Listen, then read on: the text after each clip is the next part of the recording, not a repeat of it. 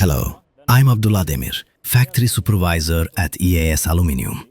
At EAS Aluminium, our primary goal has never been just to manufacture. We aim to be an innovative company that brings together technology, engineering, and sustainability. In our integrated production facility located in the Edirne Organized Industrial Zone, we unite all processes under one roof, from die manufacturing to extrusion, from powder coating to mechanical processing.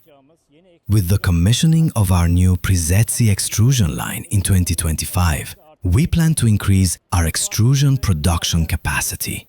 This fully automated, energy-efficient, and digitally traceable system will elevate our production capabilities to the next level. As a result, we aim to strengthen our position as a faster and more reliable supplier, particularly in the European market.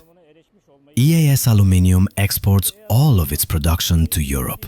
In our surface treatment line, we use Wagner electrostatic powder coating technology, which stands out for its fast color changes and low energy consumption.